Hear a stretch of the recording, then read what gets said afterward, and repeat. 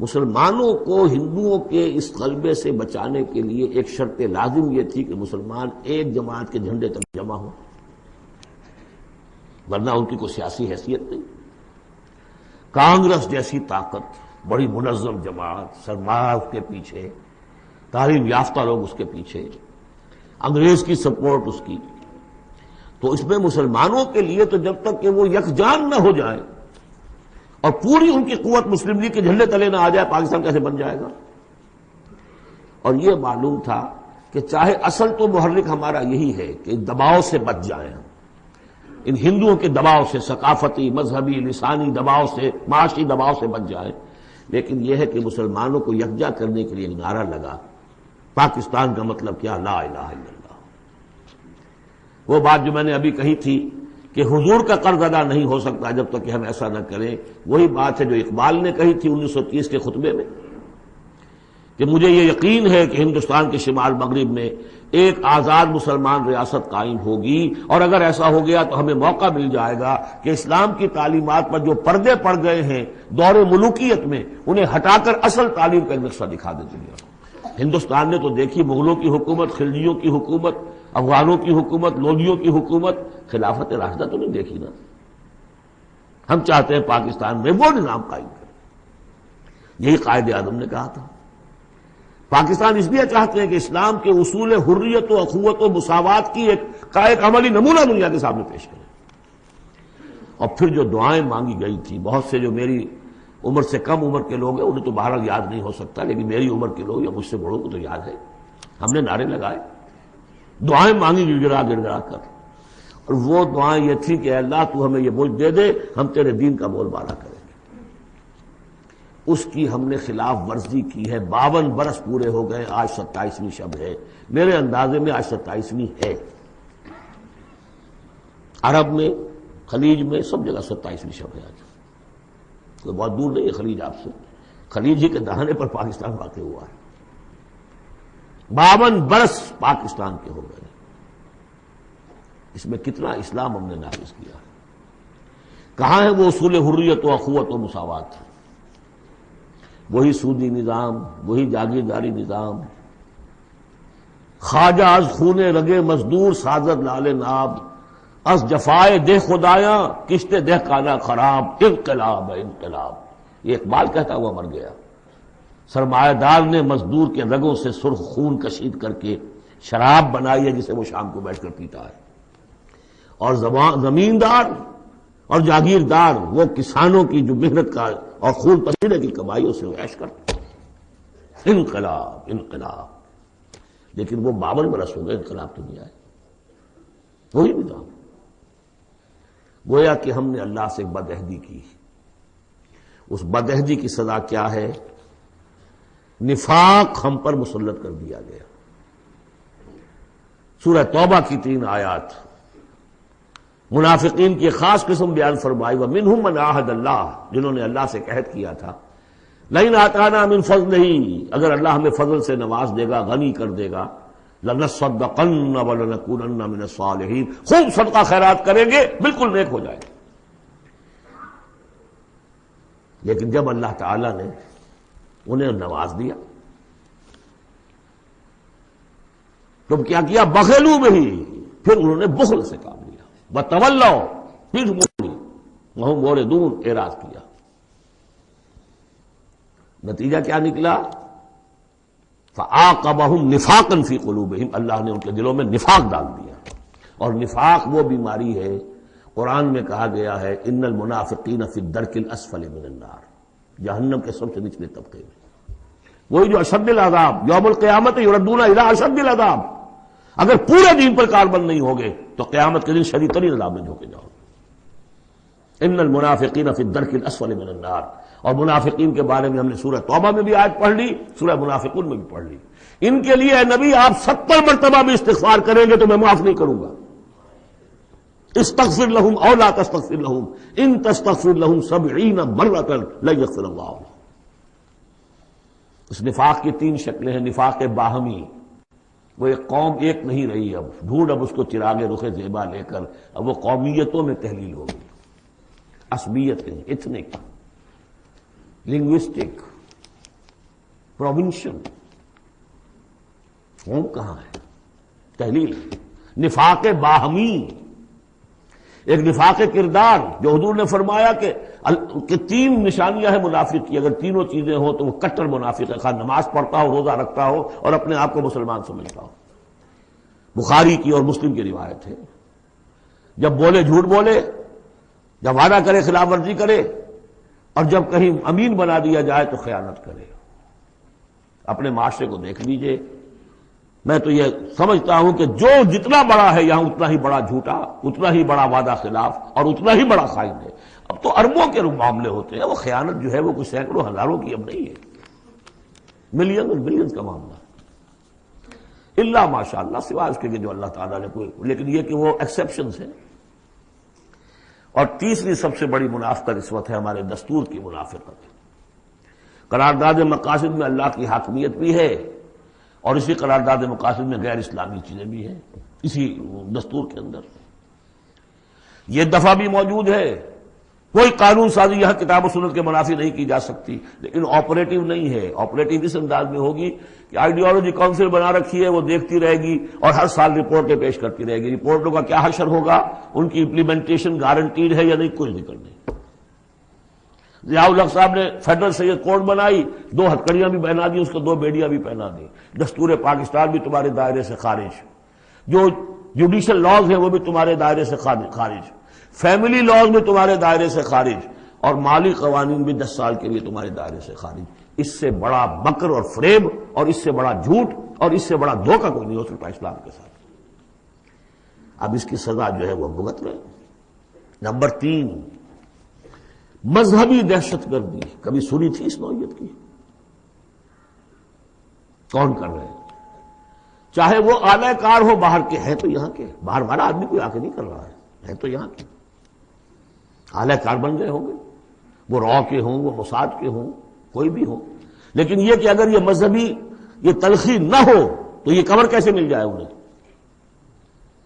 اس کے لیے آپ نوٹ کیجئے سورہ انعام کی آیت نمبر 65، اللہ نے اپنے 3 قسم کے عذاب گنوائے، جن میں بدترین عذاب یہ ہے۔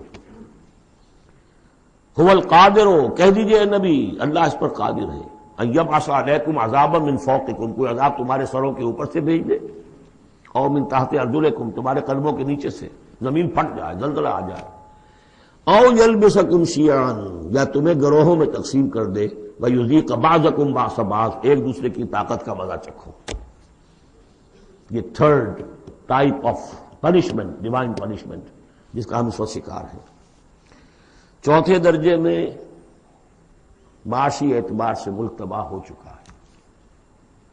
کوئی حکومت، نواز شریف صاحب کیا، کوئی بھی ہو اس وقت، وہ کسی جگہ کھڑے ہو کر کسی حکم کو ماننے سے انکار کر ہی نہیں سکتی، IMF کا اور ورلڈ بینک کا۔ کسی ایک قسط کے آنے میں ذرا دیر ہو اور جان پر بن جائے گی حکومت کی۔ ہم بالکل دیوانے، وہ تو جب آپ اس کی ان کی پوری پالیسی کو اگر ٹو کریں گے تو آپ کو وہ قسط دیتے رہیں گے، ہیروئن کی ڈوز آپ کو ملتی رہے گی، لیکن جتنی وہ ڈوز آپ کو مل رہی ہے بیڑا مزید غرق سے غرق تر ہوتا چلا جا رہا ہے۔ دیوانہ ہو چکا ہے ملک۔ ادھر سے پھر ایک لہر بھی شروع ہو چکی ہے جس کی خبر دی تھی، دجال جو ہے 1 سال چند مہینے کا معاملہ ہے کہ جس میں وہ پوری دنیا میں پھر جائے گا اور رزق کے خزانوں پر اتنا قبضہ ہو جائے گا اس کا کہ جو کفر کرے گا اس کو دے گا، باقی کسی کو نہیں دے گا۔ جس طرح آپ کے سٹاک ایکسچینجز اور جو کرنسی جو ہے جس طریقے سے ان کا بیڑا غرق ہونا شروع ہو گیا ہے فارس سے، تو پاکستان تک پہنچنے سے کیا دیر لگے گی؟ اور اگر رشیا میں ہو سکتا تھا کہ ڈبل روٹی نہیں رہی تھی، وہ جو فضاؤں میں جو سب سے پہلے گیا ملک، خلاؤں میں گیا، وہاں ڈبل روٹی نہیں ملتی تھی۔ وہاں ایک بوڑھی عورت کا فوٹو میں نے دیکھا تھا، شدید ترین سردی میں اپنا پل اوور دے رہی ہے ایک مچھلی لینے کے لیے۔ یہ حال ہوا اس ملک کا۔ ہمارا جو حال ہوگا اس کو اچھی طرح سمجھ لیجئے۔ یہ جو سورہ سبا کی آیت میں نے سنائی تھی، لقد کان لسبأ فی مسکنہم آیہ، سبا قوم سبا میں بھی اللہ نے فرمایا ان کے وطن میں ہم نے ایک نشانی رکھی تھی، جنتان عن یمین و شمال، 2 جنتیں دی تھی ہم نے۔ پاکستان بھی 2 جنتوں پر مشتمل تھا، مشرقی پاکستان، مغربی پاکستان۔ کلوا من رزق ربکم واشکروا لہ بلدۃ طیبۃ ورب غفور، کھاؤ اللہ کے رزق میں سے۔ کتنی خوشحالی تھی پاکستان بننے کے بعد۔ ہندوستان جیسے کوئی شخص داخل ہوتا تھا پاکستان سے، وہ کہتا تھا کہ ہم کسی بڑے ترقی یافتہ ملک سے اور بڑے کسی دقیانوسی ملک میں داخل ہو گئے، اور وہاں سے جو آتا تھا وہ سمجھتا تھا کہ ہم کسی ویسٹرن ملک میں آ گئے۔ کتنی خوشحالی تھی۔ کلوا من رزق ربکم بلدۃ طیبۃ ورب غفور فاعرضوا، جب اعراض کیا تو پھر کیا ہوا؟ پھر جو عذاب ہم نے بھیجا ہے، ہم نے ان کے دونوں باغوں کی جگہ پر بس کو ان کے لیے دو جنگل پیدا باقی رہ گئے، جن میں کوئی پیلو، کوئی اور ڈیلے، کوئی کسیلی سے کچھ چیزیں پیدا ہو گئی، زیادہ سے زیادہ بیر۔ اللہ اللہ خیر صلی اللہ۔ ذالک جزیناہم بما کفروا، جو انہوں نے ناشکری کی تھی اس کا ہم نے بدلہ انہیں دیا۔ وہل نجازی الا الکفور، اور ایسا بدلہ ہم دیتے انہی کو ہیں جو انتہائی ناشکر ہیں۔ اس سے آگے آئیے،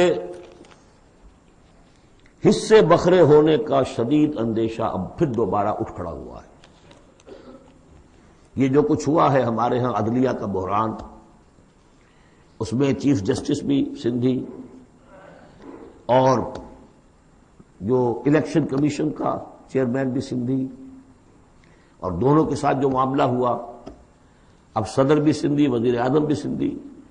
کوئی چمک ہے یا کوئی دمک ہے یا کوئی طاقت ہے، کوئی پشت پناہی ہے کہ یہ ساری چیزیں ہضم ہوتی جا رہی ہیں، لیکن کوئی ہے بہت بڑی شے کہ جو یہ ساری چیزیں ہضم کرا رہی ہے، ورنہ اس ملک کے اندر یہ چیزیں اس آسانی سے ہضم ہوتی تھی؟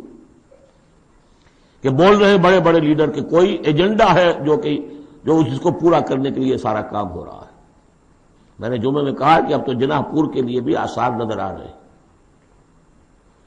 بہرحال چونکہ اسی ملک کو جو قوم سبا تھی، اس کے بارے میں آخری جو الفاظ آئے ہیں قرآن میں، فَجَعَلْنَاهُمْ أَحَادِيثَ وَمَزَّقْنَاهُمْ كُلَّ مُمَزَّقٍ، ہم نے انہیں بس کہانیاں بنا دیا کہ کبھی ایک قوم ہوتی تھی، اس کی بڑی عظمت تھی، اس کا بڑا تنتنا تھا اور دبدبا تھا، اور ٹکڑے کر کر کے اس کو ختم کر دیا۔ وہ حصے بکھرے ہونے کا معاملہ پھر، بلکہ نسیہ منسیہ ہونے کا، جیسا کہ میں نے جمعے میں عرض کیا تھا، اس صدی میں دو عظیم مملکتیں، عظیم سلطنتیں نسیہ منسیہ ہو گئی۔ دی گریٹ آٹومان امپائر پہلی جنگ عظیم کے بعد vanished from the map of the world. The great USSR، اب کبھی طالب علم ڈھونڈا کریں گے کہاں کہاں ہوتی تھی USSR۔ زمین رہتی ہے، نام بدل جاتے ہیں، آئیڈینٹی بدل جاتی ہے۔ اور اس کے لیے خاص طور پر نوٹ کر لیجئے، عالمی سیاست کے حالات اب جدھر جا رہے ہیں۔ بے نظیر بھٹو اگرچہ ظاہر بات ہے وہ اپوزیشن میں ہے اور اس وقت وہ زخم خوردہ بھی ہیں، لیکن جو باتیں وہ سیاسی انداز کی کرتی ہیں، اور خاص طور پر جب اسی کی تائید میں دوسرے لوگ بھی جو ان کا سیاست سے تعلق ہے، قاضی حسین احمد صاحب بھی کہہ رہے ہیں کوئی ایجنڈا ہے جس کو پورا کرنے کے لیے، اور اس وقت چاہتا ہے امریکہ کہ پاکستان کو بالکل تابع کر کے بھارت کے، اور اس کے لیے کوئی علیحدہ سے کوئی اس کی حیثیت نہ باقی رہ جائے، اس لیے کہ بھارت ہی واحد ملک اب اس ملک علاقے میں رہ گیا ہے کہ جس کو وہ پراپ اپ کر سکتا ہے چائنا کے خلاف، اور کوئی ہے نہیں۔ اور چائنا ایک بہت بڑا تھورن ہے ابھی آن دی سائڈ آف امریکہ، یا جو بھی نیو ورلڈ آرڈر ہے۔ اور اب جو خاص طور پر بھارت میں BJP جس طرح ابھر کر آ رہی ہے، جان لیجئے کہ ان کا پہلا اوپن ڈکلیئرڈ جو ان کا ایم ہے ٹو انڈو پارٹیشن۔ میں جتنا کچھ وہاں کے حالات سے واقف ہوں، بھارت کے مسلمانوں کو کوئی اندیشہ نہیں ہونا چاہیے ان سے۔ پہلا ٹارگٹ انہوں نے بنانا ہے اس پارٹیشن کو ختم کرنا۔ ان کی گو ماتا کے ٹکڑے ہوئے ان کے یہاں مذہبیت اور کیا ہے، ان کا کوئی نظام نہیں، کوئی قانون نہیں، ان کی روایات ہے، تہذیب ہے، کلچر ہے، لیکن پارٹیشن کے خلاف وہ کھلم کھلا ہے ٹو انڈو اٹ۔ اور اس کی صورتحال جو ہے اب اس کے لیے فضا بہت ہموار ہو رہی ہے۔ یہ تو میں نے آپ کو بتایا ہے قرآن اور سنت کے مختلف حوالوں سے کہ اس وقت پاکستان کی خصوصی حیثیت کیا ہے۔ ایک چند پہلوؤں سے اور دیکھ لیجئے، یہ other side of the picture ہے۔ 400 سال کی تجدیدی مساعی ہمارے پشت پر ہے۔ 1000 سال تک سارے مجددین امت عالم عرب میں پیدا ہوئے۔ 11ویں صدی، 12ویں صدی، 13ویں صدی، 14ویں صدی تمام مجددین امت ہندوستان میں پیدا ہوئے۔ مجدد الفسانی، شیخ احمد سرہندی، 12ویں صدی کے مجدد اعظم شاہ ولی اللہ دہلوی، 13ویں صدی کے مجدد اعظم سید احمد بریلوی، 14ویں صدی کے مجدد اعظم شیخ الہند مولانا محمود حسن، اور عظیم اور شخصیات علامہ اقبال، مولانا مودودی، مولانا الیاس، ایسی شخصیات پوری دنیا میں ان کے برابر کی شخصیات نہیں۔ یہ سارا ہمارے پیچھے ہے۔ یہ کیا ہے؟ یہ بار ہے ہم پر، ماضی کا ایک قرض ہے ہمارے کندھوں کے اوپر، ایک ذمہ داری ہے اسلاف کی طرف سے۔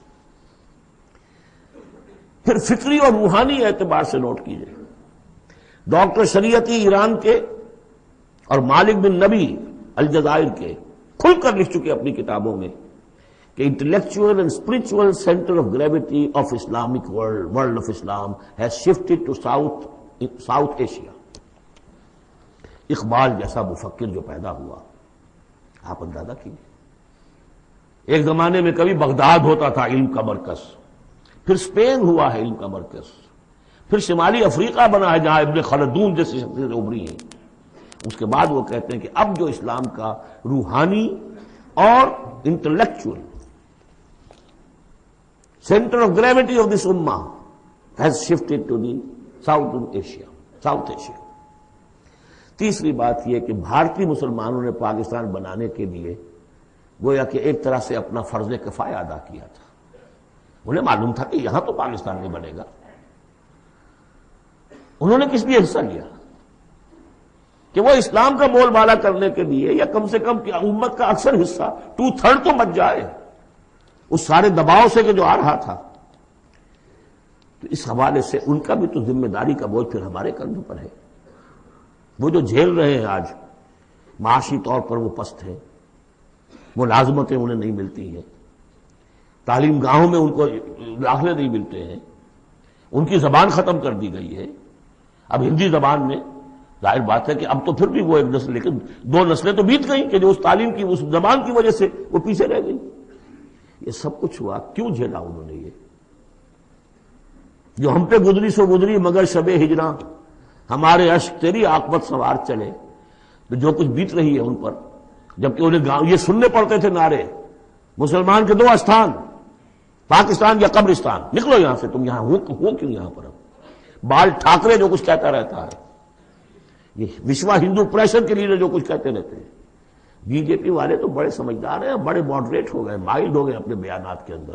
یہ وہ سمجھتے ہیں کہ یہ مسلمانوں نے بھارت کو ذرا اطمینان دلا کر پہلے نبٹ لے، دونوں سائڈز کے ساتھ، بنگلہ دیش سے بھی اور بنگلہ دیش سے تو نبٹ لیا انہوں نے۔ حسینہ واجد کے آنے کے بعد اس وقت در حقیقت ورچولی بنگلہ دیش از انڈر بھارت، راہ کا جال بچھا ہوا ہے۔ میں ابھی ہو کر آیا وہاں پر، وہاں لوگوں نے مجھے بتایا، لیکن اتنا خوف ہے کہ مجال ہے کہ وہ ہمیں کوٹ نہ کر دیجیے، کہیں نام لینا نہ بتا دیجیے۔ یہ خوف کی کیفیت ہے۔ دنیا کو یہ دکھایا ہے کہ ہم نے فرقہ بند کا معاملہ جو طے کر دیا ہے، پانی ہے ہی نہیں۔ وہ بنگال جو میں نے سن 68 میں دیکھا تھا، ہر طرف سرسبزی اور شادابی اور پانی پانی، اب دیکھ کر آیا ہوں پانی نہیں ہے وہاں، سوکھے پڑے ہوئے نالے اور دریا۔ صورتحال ان دونوں خطوں کی جو ہے، پہلے ان سے نبٹ کر پھر وہ کچھ کریں گے۔ تیسرا اسپیکٹ میں آپ کو بتانا چاہتا ہوں، کچھ پیشین گوئیاں ہیں نبی اکرم صلی اللہ علیہ وسلم کی۔ ان پیشین گوئیوں میں اس خطے کا بھی ایک رول ہے، میں تفصیل میں نہیں جا سکتا۔ پیشین گوئی ایک یہ ہے جو قرآن اس سے بھی ثابت ہے، 3 مرتبہ فرمایا کہ رسول کو ہم نے بھیجا ہے دین کے غلبے کے لیے، اور 5 دفعہ فرمایا کہ بھیجا ہے تمام انسانوں کے لیے۔ تو رسولوں کا مقصد، رسول صلی اللہ علیہ وسلم کی بعثت کا مقصد پورا ہو ہی نہیں سکتا جب تک کہ پورے عالم اسلامی پر دین جو ہے قائم نہ ہو جائے۔ بقول اقبال کے وقت فرصت ہے، کہاں کام ابھی باقی ہے، نور توحید کا اتمام ابھی باقی ہے۔ لیکن حضور نے خبر دی ہوگا، دنیا کے خاتمے سے پہلے کل روئے ارضی پر نظام خلافت علی منہاج النبوہ قائم ہوگا، اور اس کے قائم ہونے میں خراسان کا علاقہ اور عرب کے مشرق کے ممالک جو ہے وہ رول پلے کریں گے۔ ظاہر بات ہے کہ اس علاقے میں آ کر افغانستان خراسان ہے، اور خراسان کا ایک حصہ پاکستان کا بھی کے اندر بھی شامل ہے۔ یہاں سے فوجیں جائیں گی، اور یہ جو یروشلم ہمارے ہاتھ سے نکلا اسے بازیافت جو ہے یہ کریں گی۔ عربوں میں تو دم نہیں ہے، پہلے بھی اربوں سے چھینا تھا کروسیڈرز نے، 1099 عیسوی میں چھینا ہے یروشلم، اور لاکھوں مسلمانوں کو قتل کیا ہے کروسیڈرز نے، اور اس کے بعد 88 برس تک وہ ان کے قبضے میں رہا۔ عرب واپس نہیں لے سکے، کون لینے والا تھا؟ کرد خون، صلاح الدین ایوبی۔ اب پھر عربوں سے چھینا انہوں نے، قوم بوڈی ہو چکی ہے، ان میں دم نہیں ہے، عیاشیوں نے اور دولت نے ان کو خالی کر دیا، کھوکھلا کر دیا۔ اب بھی کوئی لیں گے تو فرمایا کہ خراسان کی طرف سے جھنڈے آئیں گے، انہیں کوئی روک نہیں سکے گا جب تک کہ یہاں نہ پہنچ جائیں اور یہاں ایلیا میں جا کر، یروشلم میں جا کر نصب نہ ہو جائے۔ اس میں بھی ایک رول ہے پاکستان کا۔ میرے عرب کو آئی ٹھنڈی ہوا جہاں سے، میرا وطن وہی ہے، میرا وطن وہی ہے۔ میں نے 3 ایسپیکٹ سے تو آپ کو جو ماورائے زمان و مکان فرائض ہیں ایک مسلمان کے، اللہ کے حقوق کے حوالے سے، رسول کے قرض کے حوالے سے، انسانوں کے حقوق کے حوالے سے بیان کیے، اور 3 ہی اعتبار سے پاکستان کا جو اسپیشل رول ہے۔ ایک تو یہ کہ جو ہماری جینیسس آف پاکستان ہے، اس کی بنیاد کیا تھی، قرآن میں اس کا بھی ذکر ہے۔ آج جس صورت سے ہم دو چار ہیں، منافقت کے 3 ایسپیکٹس، قرآن میں اس کا بھی ذکر ہے۔ جو معاشی ہمارے ہاں بدحالی آ چکی ہے قرآن کا، اس کا بھی ذکر ہے جو سورہ سبا میں ہم نے دیکھ لیا۔ اور جو اندیشے ہیں، مزقناہم کل ممزق جعلناہم احادیث، کہ بس کہانیاں رہ جائیں گی، کبھی ایک ملک بنا تھا، قائم تھا، اس کا عین امکان موجود ہے۔ بلکہ بین الاقوامی ادارے تو اس کو کہتے ہیں کہ ہوگا، بڑی جلدی ہو جائے گا۔ پچھلے دنوں وہ رپورٹ شائع ہوئی تھی امریکہ کی فارن آفس کی رپورٹ کہ اتنے سالوں کے بعد پاکستان نام سے کوئی ملک دنیا میں نہیں ہوگا۔ اب میں چاہتا ہوں ذرا پازیٹو سائڈ دکھاؤں، ہمارے پاس کچھ ایسٹس بھی ہیں یا نہیں۔ پہلی بات یہ ہے کہ چاہے کتنا ہی متزلزل ہے، کچھ ہے، پاکستان کے دستور میں اسلام جتنا آ گیا ہے، اگرچہ اس کی تکمیل جو ہے بہت مشکل ہے، لیکن اتنے حصے کو بھی نکال دینا کسی کے مائی کے لال کے لیے ممکن نہیں ہے۔ قرارداد مقاصد آئی، اللہ کی حاکمیت کا اقرار ہے، گویا کہ نظام خلافت اصولاً دستوری طور پر پاکستان میں نافذ ہو چکا ہے۔ ایسے جیسے میں مسلمان ہوں، چاہے میں عمل نہیں کر رہا اسلام پر، مسلمان ہوں، ہمارا ہر شخص مسلمان ہے چاہے وہ عمل نہیں کر رہا ہے۔ اسی طرح پاکستان مسلمان ملک بن گیا ہے جب اس نے کہا ساورنٹی بلانگس ٹو ہم اینڈ ناٹ ٹو اس، حاکمیت اللہ کی ہے، اور ہمارے ہاتھ میں جو اختیارات ہیں وہ ایک سیکریٹ ٹرسٹ ہے، اور یہ سیکریٹ ٹرسٹ استعمال ہوگا اسی حاکم مطلق کی دی ہوئی عائد کردہ حدود کے اندر۔ یہ ہے لا الہ الا اللہ، دستوری زبان میں یہ لا الہ الا اللہ، ان الحکم الا للہ لہ الملک۔ پھر یہ کہ ایک بہت بڑا ایسٹ یہ ہے، بہت سی تحریکوں، بہت سے مصنفین، علامہ اقبال، مولانا مودودی اور بھی بہت سے مصنفین کی مسائل سے پاکستان میں جوان، ادھیڑ اور بوڑھے عمر کے لوگوں کی بہت بڑی تعداد ہے جو 2 چیزیں ان کے اندر موجود ہیں۔ نمبر 1، انہیں یہ معلوم ہو چکا ہے کہ ہمارا دین اسلام دین ہے، مذہب نہیں ہے، یہ پوری زندگی کا دین ہے، معلوم ہے۔ وہ دور گزر گیا جب کہ سمجھا جاتا تھا کہ بس نماز روزہ دین ہے، کچھ لوگ اب بھی ہیں، لیکن یہ معلوم ہے سب کو کہ یہ کل زندگی کا دین ہے، عبادت کا مطلب صرف نماز روزہ نہیں ہے، پوری زندگی میں اللہ کی بندگی ہے۔ وہ تصور دی ہاتھ سے دے کر اگر آزاد ہو ملت ہے، ایسی تجارت میں مسلمان کا خسارہ، وہی دین و دنیا میں جس دم جدائی، ہم اس کی امیری ہم اس کی وزیری، جدا ہو دین سیاست سے تو رہ جاتی ہے چنگیزی۔ یہ اقبال کا پیغام تھا، وحدت دین و دنیا کو تابع کرنا ہے دین کے، اور یہ کہ بہت سے لوگوں کے دلوں میں اس کی امنگ بھی ہے، خواہش بھی ہے، جذبہ بھی ہے۔ افسوس صرف یہ ہے کہ ایک تو بٹے ہوئے ہیں بہت، اپنی سیاسی مصلحتوں میں اس کو پیچھے رکھ کر اپنی پارٹی، اپنی شخصیت، اس کو ابھارنے کی فکر ہے۔ ایک خلط مبحث بہت تھا کہ کیسے دین یہاں لائیں، غلطی سے یہ سمجھا کہ الیکشن میں حصہ لو، ووٹ مل جائیں گے تو اسلام نافذ کر دیں گے، لیکن اس میں میں سمجھتا ہوں کہ اب بہت حد تک کمی ہو گئی ہے۔ تمام مذہبی جماعتیں یہ سمجھ چکی ہیں الیکشن کے ذریعے سے یہاں کچھ نہیں ہو سکتا، اسلام نہیں آ سکتا۔ تیسرے یہ کہ ایک عظیم قرآنی تحریک الحمدللہ اس ملک کے اندر قائم ہوئی اور چلی۔ کبھی سنا تھا؟ اپنے بڑوں سے پوچھ لیجئے، کبھی 6 گھنٹے بھی نماز تراویح کے لیے لوگ کسی مسجد میں رہے؟ پورا قرآن کا ترجمہ. درس قرآن کی محفلیں 500 700 آدمی جمع ہیں، جبکہ کوئی سیاسی نعرہ نہیں، کوئی اختلافی بات نہیں. جو لوگ رہے یہاں پر 25 دن جنہوں نے مجھے سنا ہے، کہیں کوئی اختلافی فرقے وارانہ کوئی بات. قرآن ایز سچ، قرآن سمجھو. یہ تحریک جو ہندوستان میں شروع ہوئی تھی شاہ ولی اللہ دہلوی سے، الفوز الکبیر انہوں نے لکھی، قرآن کا ترجمہ فارسی میں کیا، ان کے 2 بیٹوں نے اردو میں اس سے پہلے ترجمہ کرنا گناہ سمجھتے تھے لوگ. آج بھی بعض لوگ ہیں جو ترجمہ پڑھنے کو گناہ سمجھتے ہیں، بس قرآن پڑھو اور ثواب حاصل کر لو. ہے بہت بڑی جماعت بھی ہے جو یہ کہتی ہے. مسئلہ پوچھنا تو عالم دین سے پوچھ لو، تم خام کا ترجمہ کیوں پڑھتے ہو؟ تمہارے دل میں شکوک و شبہات پیدا ہو جائیں گے. بس پڑھو اور پڑھ کے ثواب لو. یہ شاہ ولی اللہ نے جب فارسی میں ترجمہ کیا، انہیں قتل کرنے کی سازش ہو چکی تھی. اس نے اتنا بڑا جرم کیا، اتنا بڑا گناہ کیا. بلا لیے گئے تھے سرحد کے علاقے سے پٹھان قتل کرنے کے لیے. اور مسجد جو فتح پوری کی ہے دہلی کی، جو چاندنی چوک کے ایک سرے پر ہے، وہاں درس حدیث دیتے تھے عصر کے بعد، اور اس کے بعد وہ نکل رہے تھے مسجد میں، باہر وہ کھڑے ہوئے تھے قتل کرنے کے لیے. لیکن کچھ اللہ نے ایسی ہیبت ڈال دی اس وقت ان کے دل پر، کوئی ایسی ان کی شخصیت کا اثر پڑا، وہ حملہ نہیں کر سکے. بہرحال یہ تحریک شروع کی انہوں نے، قرآن کو ایک اوپن کتاب بنایا، کھلی کتاب، پڑھو اس کو، سمجھو اس کو. لیکن الحمدللہ اس کا اگر یہ ملک نہ بنتا تو شاید یہ تحریک ایسی آپ کو یہاں نظر نہ آ سکتی. مواقع ملے ہیں ہمیں، اللہ نے ہمیں سہولتیں دی ہیں. آپ کو معلوم ہے کتنے مہینے تک ہر ہفتے الہدا کا پروگرام جو ہے پورے ملک میں، جو یوں سمجھیے کہ نیشنل حکم پر ایک ہی وقت میں، اور وہ ٹیلی کاسٹ ہوا.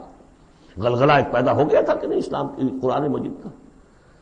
اگرچہ یہ کہ بر وقت جو ہے اس ملک کے اندر جو مغربیت کے پرستار ہیں، جلدی انہیں ہوش آ گیا کہ یہ تو طوفان جو ہے ہمارے لیے مصیبت بن جائے گا، تو اس کے لیے جو بھی کیا وہ آپ کو معلوم ہے. مجھے اس سے کوئی غرض نہیں، ویڈیوز ہیں، آڈیوز ہیں، میری دعوت پھیل رہی ہے دنیا میں. جہاں چلے جائیے آپ، جہاں اردو پڑھنے والے، اور اب تو میں نے 3-4 سال سے انگریزی کی ٹانگ توڑنی شروع کر دی ہے. امریکہ جاتا ہوں تو انگریزی کا، اس لیے کہ پہلے میں یہاں تو گھبراتا ہوں انگریزی میں تقریر کرتے ہوئے. یہاں کے لوگ بڑے حساس ہوتے ہیں کہ ذرا یہ لفظ انہوں نے ٹھیک نہیں بولا، اب وہ مسکرائیں گے. تو اس سے یہ ہے کہ میں تو یہاں تو کرتا نہیں، وہاں تو جتنی چاہے ٹانگ توڑیں اس کی، اس لیے کہ انہیں خود انگریزی نہیں آتی.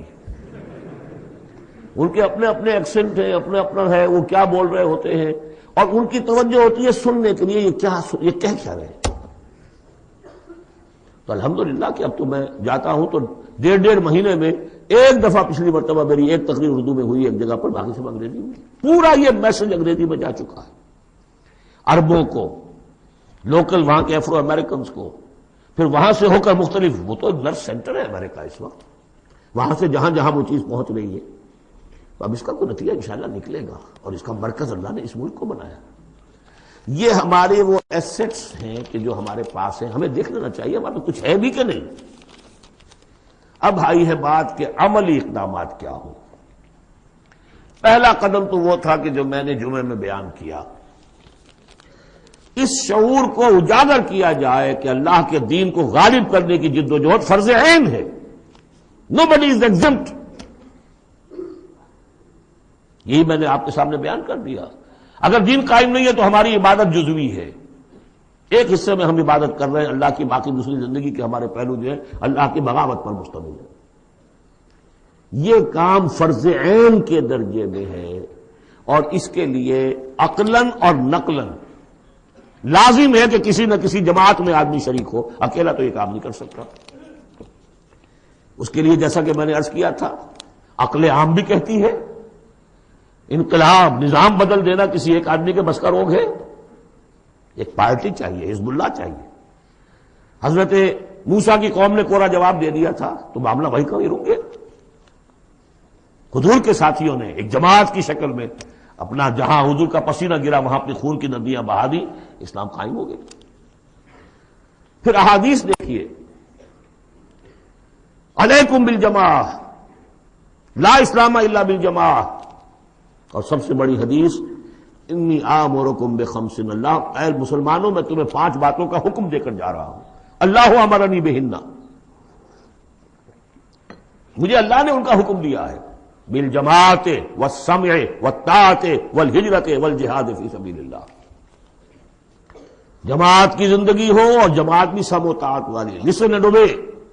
Strong discipline. اور یہ جماعت کیا کرے گی؟ ہجرت اور جہاد کرے گی. یہ حدیث جو ہے ذرا نوٹ کیجئے کس قدر اس میں ایمفیسس ہے. انی آمرکم بخمس اللہ امرنی بہن، میں تمہیں 5 باتوں کا حکم دے کر جا رہا ہوں، اللہ نے مجھے اس کا حکم دیا ہے. پھر اس جماعت کے خد و خال ہم نے پڑھے قرآن مجید میں. حزب اللہ سورہ مائدہ میں فإن حزب اللہ هم الغالبون، حزب اللہ کے یہ اوصاف ہیں. حزب اللہ اللہ کی پارٹی. سورہ مجادلہ میں شیطان کی پارٹی، حزب الشیطان، اور اللہ کی پارٹی. اس جماعت میں ہر فرد کو ہونا چاہیے. البتہ اس کے لیے یہ نہیں کہ میں صرف اپنی جماعت کی بات کر رہا ہوں. کوئی جماعت ہو جو آپ کو سمجھ میں آئے کہ یہ ٹھیک ہے، یہ دین کے لیے صحیح کام کر رہی ہے، اس میں شامل ہو، تاکہ کوئی شخص بھی اس سے محروم نہ ہو. جیسے حضور نے فرمایا بلغوا انی ولو آیتن، پہنچاؤ میری جانب سے، کہا ایک ہی آیت پہنچاؤ. میرا کوئی امتی بھی تبلیغ قرآن کے فریضے سے محروم نہ رہ جائے. اس لیے کہ پھر میرا امتی کیسے ہوا؟ میرا امتی ہے تو اسے تو قرآن پہنچانا ہے. ایک آیت پہنچاؤ. باقی جو لوگ اپنی زندگیاں وقف کر دیں ان کے لیے کیا کہا ہے؟ خیرکم من تعلم القرآن وعلمہ، تم میں سے بہترین لوگ وہ ہیں جو قرآن سیکھیں اور سکھائیں. وہ اپنی زندگی وقف کر دیں. اس حوالے سے کسی بھی جماعت میں جس پر دل ٹھک جائے، اگرچہ اس کے 4 خصائص ضروری ہیں جو آپ کو تلاش کرنے چاہیے. نمبر 1، ڈکلیئرڈ ایم ہونا چاہیے اقامت دین، دین کا غلبہ، نتھنگ شارٹ آف دیٹ. کوئی جزوی بات، کوئی سماجی اصلاح، یہ سارے کام اچھے ہوتے ہیں. کوئی خدمت خلق کا کام بہت اچھی بات ہے، لیکن یہ کہ ہر شے کا اپنا ایک مقام ہے. جماعت ہونی چاہیے جس کا مقصود ہو اللہ کے دین کا غلبہ. اقامت دین کہہ لیں اسے، غلبہ دین کہہ لیں، نظام خلافت کا قیام کہہ لیں، حکومت الہیہ کا قیام کہہ لیں، لیکن ڈکلیئرڈ ایم ہونا چاہیے. ان اصطلاحات میں سے کوئی استعمال کر لیجیے. نمبر 2، وہ ڈسپلنڈ ہونی چاہیے. سم و طاعت، آمرکم بخمس اللہ امرنی بہن بالجماعت والسمع والطاعت. ہجوم نہیں، منظم ایک امیر سے ان کا عہد ہو اطاعت کا. نمبر 3، اسے اپنا طریقہ کار کلیئرلی اسپیل آؤٹ کرنا چاہیے کہ ہم کس نہج سے یہ کام کرنا چاہتے ہیں. ایسے ہی مبہم سے نعرے لگا کر اور لوگوں کو صرف وقتی جوش دلا کر تو یہ نہیں. معلوم ہونا چاہیے طریقہ کار کیا ہے، اور وہ طریقہ کار انہیں دکھانا چاہیے کہ یہ ہم نے سیرت النبی سے، اس لیے کہ ماڈل وہ ہے ہمارے لیے، اس سے اخذ کیا ہے. اس کے لیے میں آپ کو حدیثیں اگر سناؤں، امام مالک رحمۃ اللہ علیہ کا قول سنا دوں پہلے. لن يصلح آخر هذه الامہ الا بما صلح به اولها، اس امت کے آخری حصے کی اصلاح نہیں ہو سکے گی مگر ٹھیک اسی طریقے پر جس میں پہلے حصے کی اصلاح ہوئی تھی. وہ سیرت النبی سے دیکھیے. اور چوتھی بات یہ ہے کہ اس کی قیادت کو ٹھوک بجا کر دیکھ لینا چاہیے جتنا بھی ممکن ہے. باقی یہ کہ آپ کسی کے دل میں نہیں اتر سکتے، لیکن دیکھ لینا چاہیے. whether they practice what they say. ان کے گھریلو نظام کیسا ہے، انہوں نے اپنے گھر میں دین نافذ کیا، ان کی معاش کیا ہے، وہ ہے شریعت کے دائرے میں. 4 چیزیں تلاش کر کے، اور اس تلاش میں بھی جو وقت لگے گا وہ جہاد کے اندر شمار ہوگا، بشرطے کہ سیریسلی، یہ نہیں کہ کیجولی بس ایسے ہی اس کو سمجھا جائے کہ اب یہ میری ضرورت ہے، یہ میرا فرض ہے. ہو سکتا ہے مجھے کل موت آ جائے اور میں بغیر جماعت کے ہوں گا. اقامت دین کی جد و جہد فرض عین ہے، اور اس کے لیے نماز شرط لازم ہے. جیسے نماز کے لیے اس کے لیے جماعت شرط لازم ہے، جیسے کہ نماز کے لیے وضو شرط لازم ہے. وضو کے بغیر نماز نہیں ہوتی. یہ 4 شرطوں میں انسان تلاش کرے، جو بھی سمجھ میں آ جائے، جو بھی سمجھ میں آ جائے. میں نے جو عہد لیا جمعے کے روز، اور کچھ لوگ بعد میں پریشان بھی ہو گئے، اتنا بڑا عہد لے لیا ہم سے، اچانک لے لیا. وہ اس لیے لیا ہے، اس میں الفاظ ہے ممکنہ حد تک میں اپنا وقت اس کام میں لگاؤں گا. کوئی میں نے اس کے لیے معیار مقرر نہیں کیا ہے، ممکنہ حد تک اس کی کوشش ہر شخص کرے. فاتقوا اللہ ما استطعتم. لیکن یہ کہ یہ معلوم ہو ہمارے ملک کی بھی بقا اسی میں ہے، اس کا استحکام بھی اسی میں ہے. یہ کشتی ڈوبتی ہے تو ہم ڈوبیں گے، یہ تیرتی ہے تو ہم تیریں گے. خالص دنیاوی اعتبار سے بھی سوچنے کی بات ہے، اور پھر یہ کہ اللہ کے ساتھ وعدہ خلافی کی اس سے کہیں زیادہ سزا کہیں مل نہ جائے۔ مشرقی پاکستان جب علیحدہ ہوا تھا کتنی بڑی سزا ملی تھی، 93,000 قیدی مسلمان قوم کا اس ہندو کے پاس جس پر کہیں 800 برس حکومت کی، کہیں 1000 برس حکومت کی، بیڑوں بکریوں کی طرح انہیں ٹرکوں میں لاد کے لے کر گئے ہیں، جیسے ڈیرہ غازی خاطر بکریاں اور بھیڑیں آتی ہیں لاہور میں ذبح ہونے کے لیے۔ ٹائیگر جرنیل اور اپنا جو ہے پستول پیش کر رہا ہے، یؤتوا الجزیۃ عن ید وہم صاغرون، اور اندرا گاندھی کو کہنے کا موقع ملا we have avenged our 1000 years defeat، اور ہم نے 2 قومی نظریے کو بے آف بنگال میں غرق کر دیا ہے۔ آج بھی سونیا گاندھی دوبارہ سین پر آئی ہے، اور اس کا شاید آپ نے بیان وہ پڑھا ہو، Bharat has already colonised Pakistan. Pakistan میں جس طرح بھارتی پکچروں کے ویڈیو دیکھے جاتے ہیں اور جس طرح وہ سنا جاتے ہیں پروگرام، وہ کالونائز تو ہم کر چکے ہیں۔ Bharat has already colonised Pakistan, culture پر قبضہ انہوں نے کر لیا ہوگا تو بتا کیا گیا آپ کے پاس؟ یہ سونیا گاندھی کا بیان تھا۔ تو غور کر لیجئے، ایک کام یہ کہ ہر شخص لگے سوچے یہ میری زندگی اور موت کا مسئلہ ہے، یہ میرے دین کا فرض عین ہے، یہ میرے اللہ کا حق ہے، یہ مجھ پر میرے رسول کا حق ہے، یہ مجھ پر پوری نوع انسانی کا حق ہے، یہ مجھ پر میرے وطن کا حق ہے، میرے ملک کا حق ہے، میری 400 برس کی تاریخ کا حق ہے، اور جو بھی خبریں دی ہیں محمد رسول اللہ صلی اللہ علیہ وسلم، ان سے بھی میرے اندر یہ جذبہ پیدا ہو جانا چاہیے کہ ان کی صداقت کو ثابت کرنے کے لیے تن من دھن لگا دوں۔ اب میں چند باتیں عرض کروں گا۔ جو میں نے کہا کہ یہ تو ہے کوئی جماعت آپ تلاش کریں، اور اس کے بعد بھی انسان آنکھیں کھلی رکھے، کان کھلے رکھے، غور کرتا رہے، ہے جستجو کے خوب سے ہے خوب تر کہاں، آج شروع تو کر دینا، کسی میں شریک ہو جائے۔ اس میں یہ بات بھی عرض کر دوں کہ میرے نزدیک جماعت کی بنیاد جو ہے مسنون اور منسوس اور معصور وہ ہے بیعت کا نظام، لیکن اگر بیعت کا نظام نہ بھی ہو اور وہ صرف دستوری جماعت ہو، وہ بھی مباح ہے، جماعت کے حق میں ہے، بشرطے کہ اس کا ڈسپلن مضبوط ہو۔ وہ 4 آنے والی ممبری والی جماعتیں سیاسی جماعتیں ہوتی ہیں، وہ جماعت جس کا ڈسپلن ہو، جس کا اخلاقی ایک معیار ہو۔ اب میں چند باتیں آپ سے عرض کر دوں کہ میں نے 33 سال میں جو کام کیا ہے، 65 سے میں نے اپنے مشن کا آغاز کیا تھا، اب یہ 98 آ گیا ہے، 32 سال تو پورے ہو ہی چکے ہیں۔ پہلا میرا کام تھا دعوت رجوع القرآن کا، جو آج تک چل رہا ہے۔ ایسا نہیں ہوا ہے کہ میں نے کوئی قدم اگلا ہٹایا ہو تو اس کام کو چھوڑ دیا ہو۔ اس 66ویں برس میں اپنی عمر کے میں نے جو 25 دن یہاں مشقت جھیلی ہے، اس سے پہلے امریکہ میں آدھا قرآن میں انگریزی میں بھی دورہ ترجمہ قرآن ریکارڈ کرا چکا ہوں، پورا مطالعہ قرآن حکیم کا منتخب نصاب انگریزی میں ریکارڈ کرا چکا ہوں، 20 گھنٹے کے پروگرام 1 گھنٹے کے چنک میں ریکارڈ کرائے ہیں، 6 گھنٹے کا پروگرام ہے ایمان کے بارے میں، ایمان کسے کہتے ہیں، 2 گھنٹے کا جہاد، 2 گھنٹے کا نفاق، 2 گھنٹے کا شرک، اور 8 گھنٹے کا پروگرام خلافت کس کو کہتے ہیں، اور خلافت آج اگر دنیا میں قائم ہوگی تو اس کا پولیٹیکو سوشو اکنامک ڈھانچہ کیا ہوگا۔ یہ ویڈیو میں آڈیو بھی اویلیبل ہے۔ بہرحال یہ دعوت رجوع القرآن کے اس کے نتائج الحمدللہ بہت نکلے ہیں، براہ راست بھی نکلے ہیں۔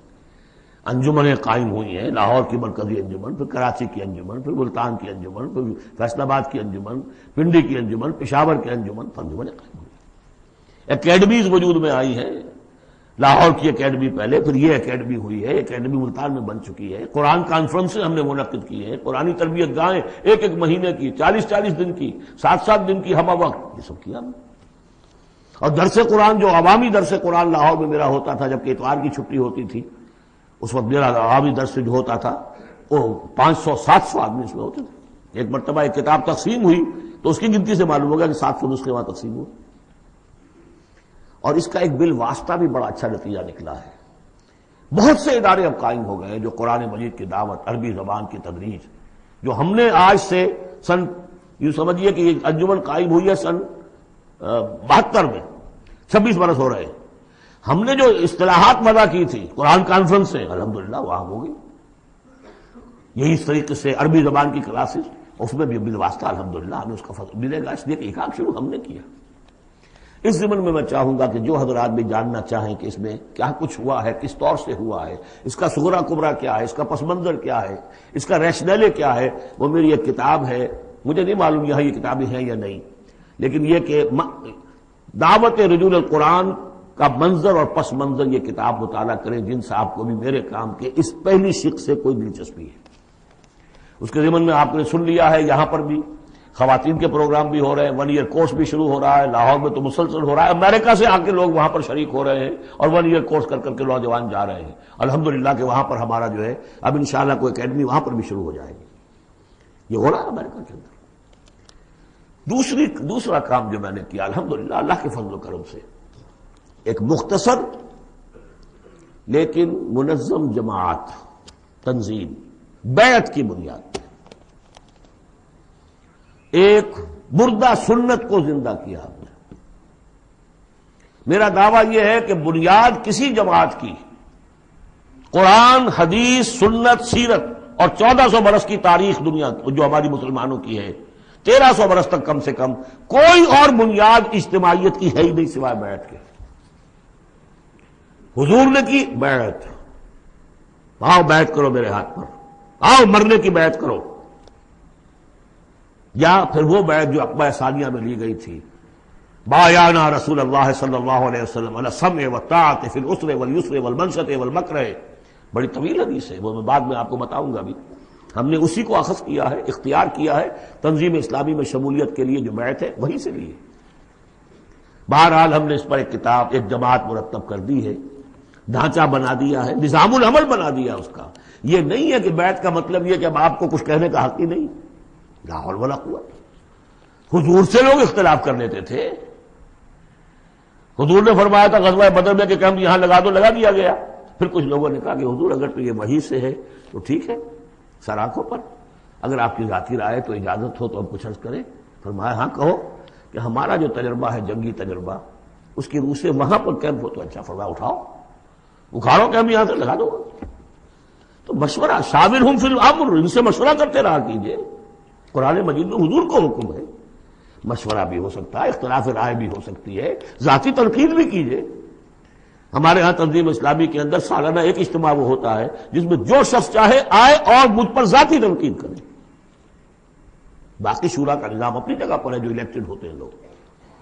تو ایک یہ کہ اس اصول پر ایک جماعت بنا دینا جو صرف پیری مریدی کا دھندا رہ گیا تھا، اسی لیے پہلے لوگ بڑے ہنسے، یہ بیعت پر جماعت۔ لیکن یہ کہ اب وہ جماعت ہے الحمدللہ، اب وہ ایک اوپن انسٹیٹیوشن ہے، اور اس کو ہم نے اس کا پورا نظام العمل بنا دیا ہے۔ اس میں اختلاف کی گنجائش ہے، اس میں اس طرح مشورہ ہوگا، اس طرح بات ہوگی، اور اس کے لیے 10 کتابچے ہیں چھوٹے چھوٹے، 50-50 60-60 صفحے کے۔ تنظیم کی بنیادی دعوت کو سمجھنے کے لیے وہ 10 کتابچے اس وقت یہاں نہیں ہوں گے، لیکن جس کا بھی ارادہ ہو جائے کہ سمجھنی ہے بات، اب جہاں اور جماعتوں کو دیکھنا ہے اس کو بھی دیکھنا ہے، یہ بھی ایک جماعت ہے۔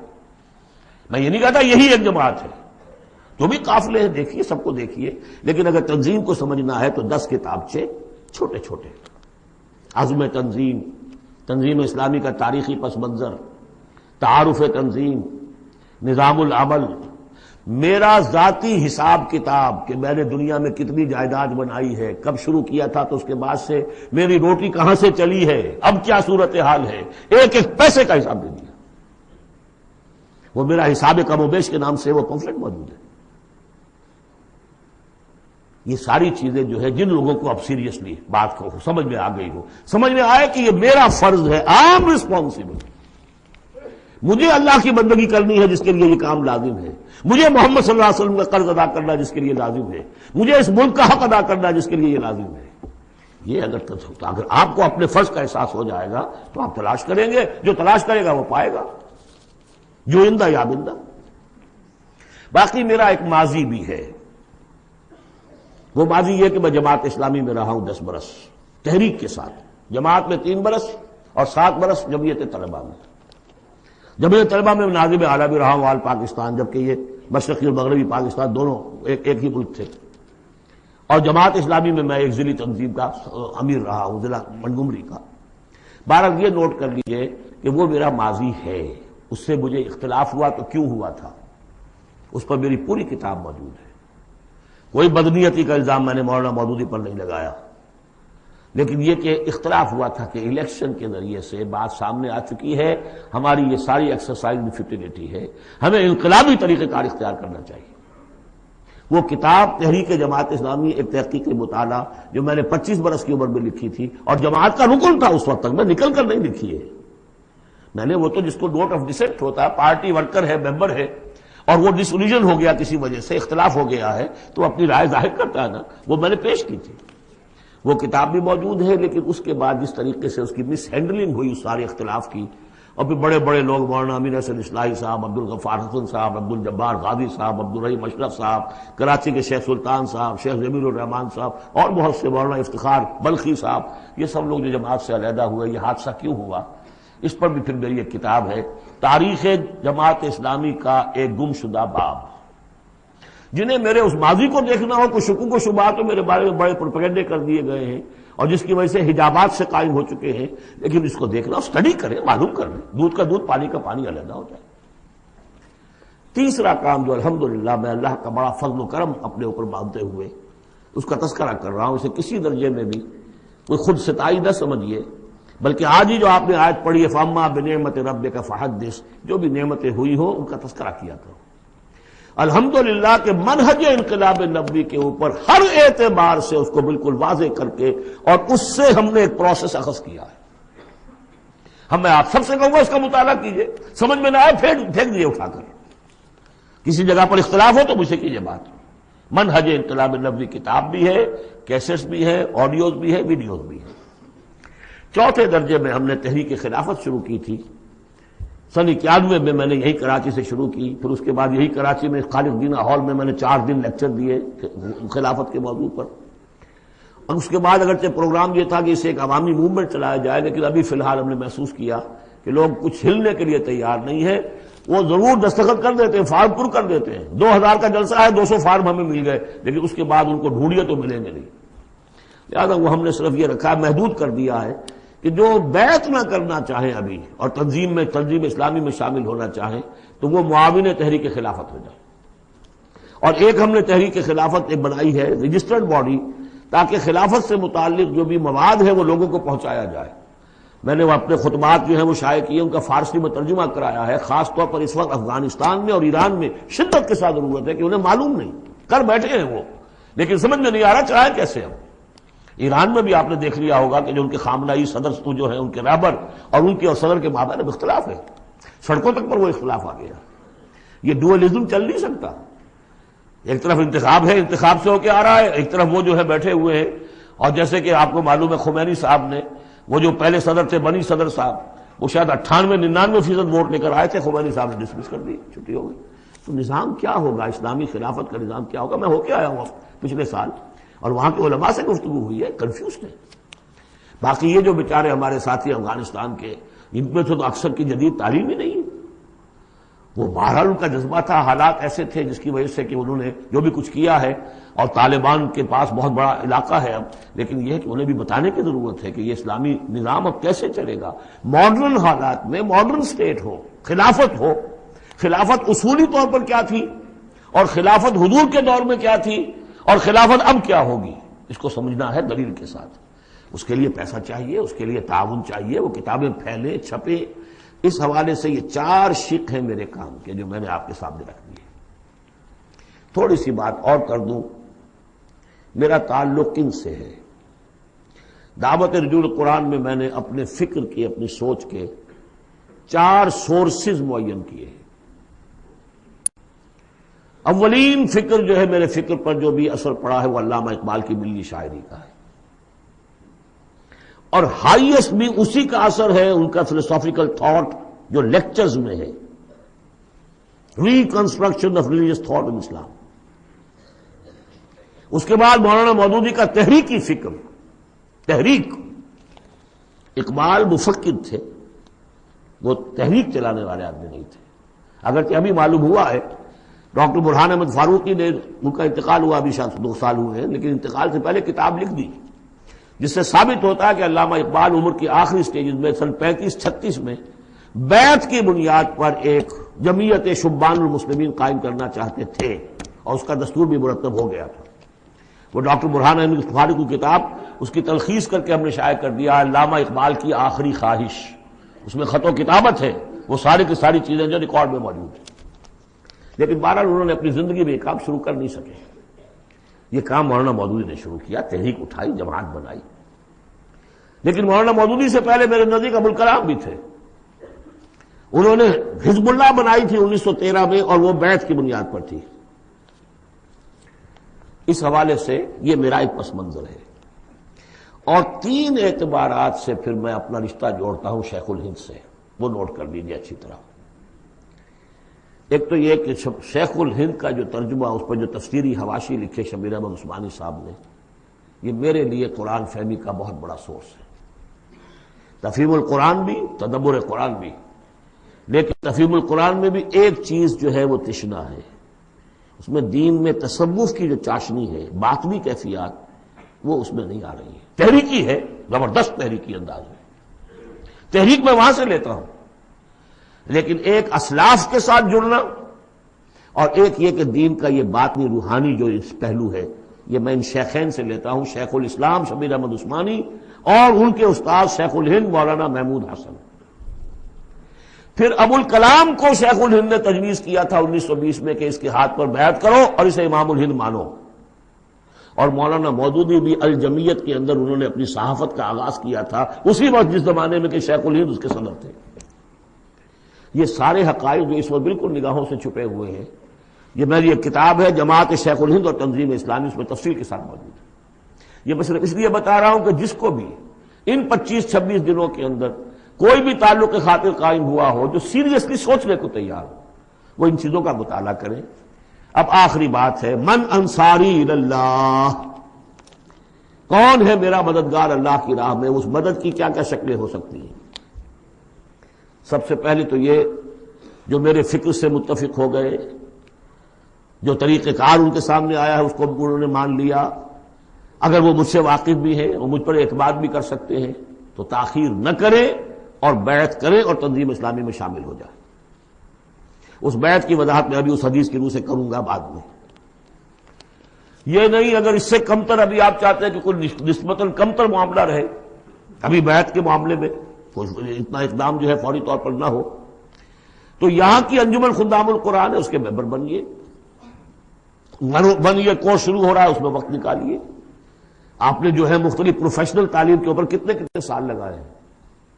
کوئی ایم ایس کر کے آتا ہے امریکہ سے، کتنے سال لگائے ہوتے ہیں؟ کیا 1 سال بھی نہیں نکال سکتے زندگی کا؟ اللہ پوچھے گا تم سب کچھ پڑھ لیا، تم نے انگریزی پڑھ لی، تم نے اتنی پڑھ لی انگریزی کہ انگریزوں کو پڑھا دو، اور عربی اتنی بھی نہ سیکھی کہ تم میری کتاب کو براہ راست سمجھ سکتے. ہم نے ان کے لیے 1 ایئر کورس شروع کیا ہے کہ جو لکھے پڑھے جاہل ہیں اس اعتبار سے کہ ایک طرف پی ایچ ڈی ہے، ڈاکٹریٹ کی ہوئی ہے، دوسری طرف الف ب کے قرآن کی معلوم ہے. ان کے لیے یہ کورس ہے، اس میں آپ شامل ہو. اس کا آپ نے جو اس کا ہے کتابچہ وغیرہ وہ شائع ہو چکا ہے، وہ آپ کو مل جائے گا. نمبر 3، تحریک خلافت جو ہے اس کی 2 شکلیں ہیں. معاون تحریک خلافت وہ تنظیم اسلامی کے تابع ہوگا، تنظیم اسلامی کے ساتھ ہوگا، لیکن بیعت کیے ہوئے نہیں ہوگا. جو بیعت کرتا ہے وہ رفیق کہلاتا ہے تنظیم اسلامی کا. اور دوسرے یہ کہ ہم نے ایک ایسی جماعت بنائی ہے جس میں کہ اس لٹریچر کو پھیلانے کے لیے ہمیں وسائل چاہیے. اس کی ممبرشپ ہے. جو شخص بھی صاحب استطاعت ہے 500 روپے ماہانہ اگر وہ تحریک خلافت کو دے سکتا ہے تو وہ اس کا رکن بن جائے گا. وہ ایک رجسٹرڈ باڈی ہے، اس کے سارے حساب کتاب جیسے انجمنوں کے ہوتے اس طریقے سے ہیں.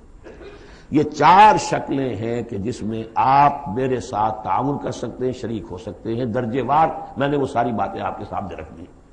اب آخر میں آپ کو بتاتا ہوں کہ جو بیعت ہوتی ہے ہماری، اس کے 3 جز ہیں.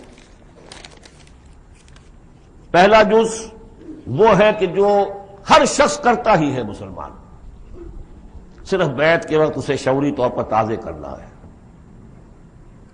اشہد ان لا الہ الا اللہ وحدہ لا شریک لہ واشہد ان محمدا عبدہ ورسولہ صلی اللہ علیہ وسلم. اسی پر تو ہماری دین کی بنیاد قائم ہے. لیکن تازہ کرنا کہ آج میں پھر شعوری طور پر گواہی دے رہا ہوں اللہ کے سوا کوئی معبود نہیں، وہ تنہا ہے، اس کا کوئی شریک نہیں، اور محمد اس کے بندے اور رسول. نمبر 2، استغفر اللہ ربی من کل ذنب، میں استغفار کرتا ہوں اللہ سے اپنے تمام گناہوں کا، اے اللہ اب تک جو کچھ ہوا معاف فرما دے. اور نمبر 3، واتوب الیہ توبۃ نصوحا، اور پروردگار میں تیری جناب میں توبہ کرتا ہوں خلوص دل کے ساتھ. یا ایھا الذین آمنوا توبوا الی اللہ توبۃ نصوحا. پہلا حصہ یہ ہے.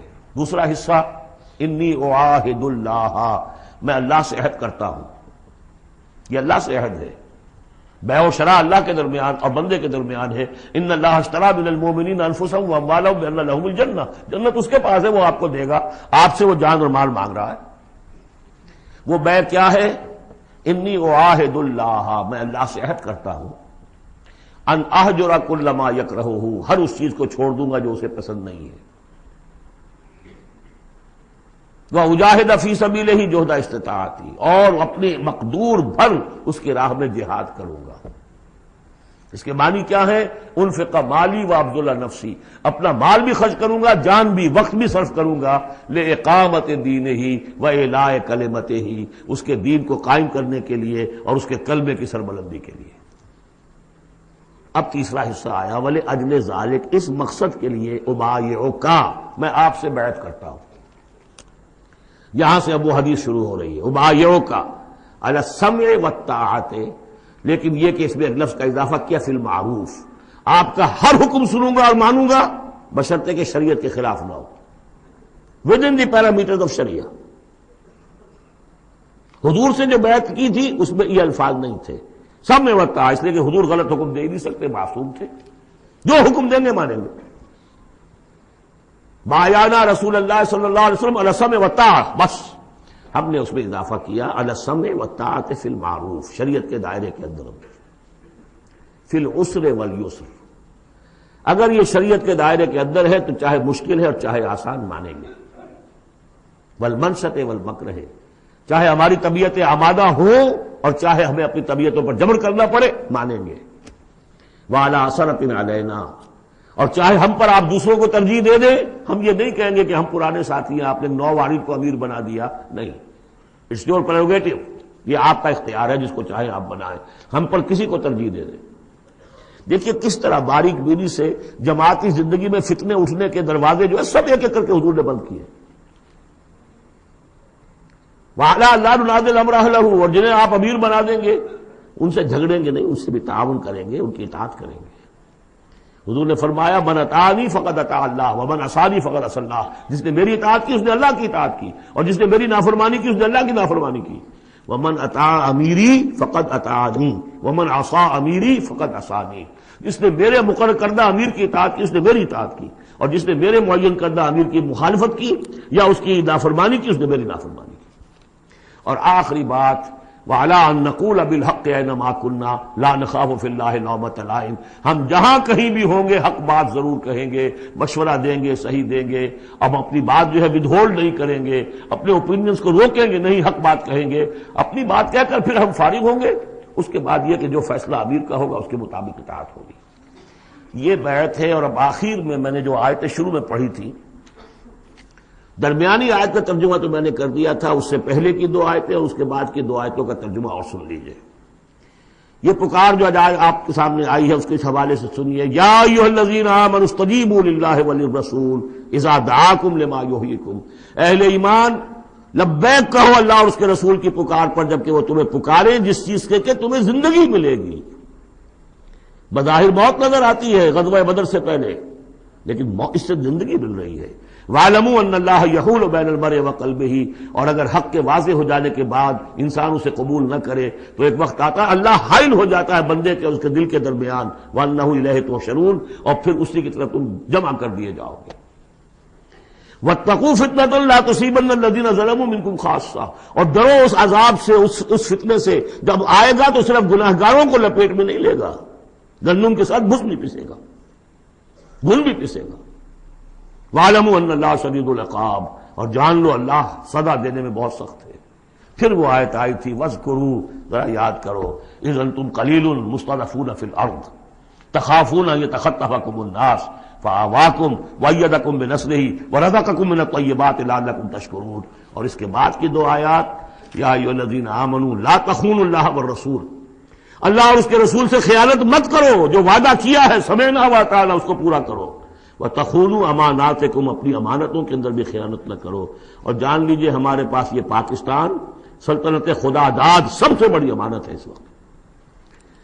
وَاعْلَمُوا أَنَّمَا أَمْوَالُكُمْ وَأَوْلَادُكُمْ فِتْنَةٌ، اور جان لو تمہیں یہی ڈر ہے، اولاد اور مال صرف یہی روکتے ہیں، یہی بیڑیاں پڑی ہیں۔ وَاعْلَمُوا أَنَّمَا أَمْوَالُكُمْ وَأَوْلَادُكُمْ فِتْنَةٌ، جان لو کہ تمہارے اموال اور اولاد تمہارے لیے فتنہ ہے۔ وَأَنَّ اللَّهَ عِندَهُ أَجْرٌ عَظِيمٌ، اور یقیناً اللہ ہی کے پاس اجر عظیم ہے۔ بارک اللہ لی ولکم فی القرآن العظیم ونفعنی وإیاکم بالآیات والذکر